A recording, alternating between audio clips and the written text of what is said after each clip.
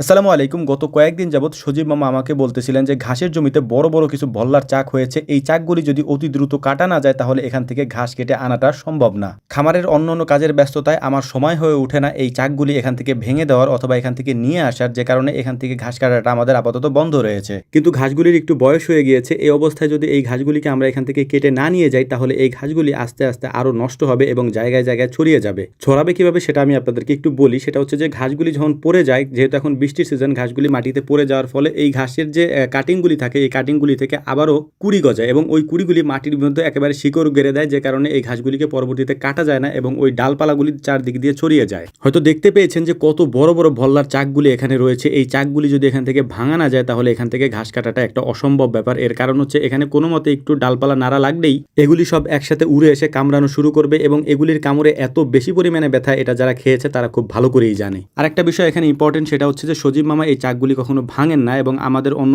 কেউ এগুলি তেমন ভাঙে না। আব্বাকে বললে সেও আসে না। বিশেষ করে হচ্ছে যে এগুলি একটু সাহসের ব্যাপার। এর কারণ হচ্ছে যে এই মাছিগুলি যদি একেবারে কাছ থেকে আপনি না পোড়াতে পারেন অথবা যদি এগুলিকে না সরিয়ে দিতে পারেন তাহলে কামড়ে একেবারে অজ্ঞান করে ফেলবে, এতে কোনো ভুল নাই। এই ভল্লার চাকগুলির মধ্যে যে ডিম বা বাচ্চাগুলি থাকে এগুলি দিয়ে মূলত আমাদের এদিকে মাছ ধরা হয়, অর্থাৎ এগুলি মাছের খাবার হিসেবে ব্যবহার করা হয় বা টোপ হিসেবে ব্যবহার করা হয়। আমরা মূলত মাছ ধরবো না, এই টোপগুলোকে আমরা পানির মধ্যে দিয়ে দেবো, অর্থাৎ মাছের খাবার হিসেবে এগুলিকে ব্যবহার করার জন্য আমরা পানিতে দিয়ে দেবো। কিন্তু তার আগে মাছ ধরার জন্য আমরা ট্রাই করতেছিলাম, তো দেখলাম যে কয়েকটা মাছ এখানে বেঁধেছিল। তার মধ্যে বড় সাইজের একটা রুই মাছ ছিল, এর পাশাপাশি একটা শোল মাছও আমরা ধরতে পেরেছিলাম আলহামদুলিল্লাহ। তো এই কাজগুলি করার পর আমাদের আজকে মূল কাজই ছিল হচ্ছে আমাদের পুকুর থেকে নৌকা তোলা, কারণ নৌকাটাকে আলকাতরা দিতে হবে।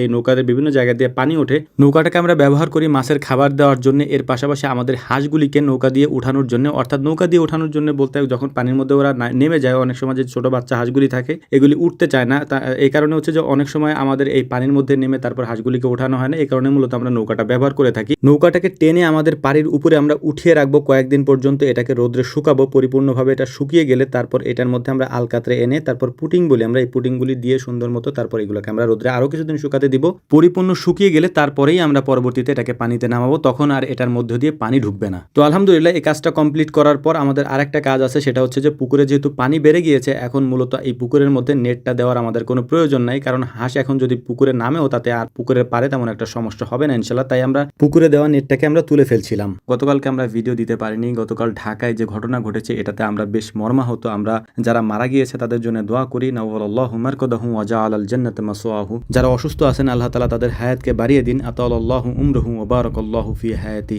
আপনারাও আমাদের জন্য দোয়া করবেন। আসসালামু আলাইকুম ওয়া রাহমাতুল্লাহ।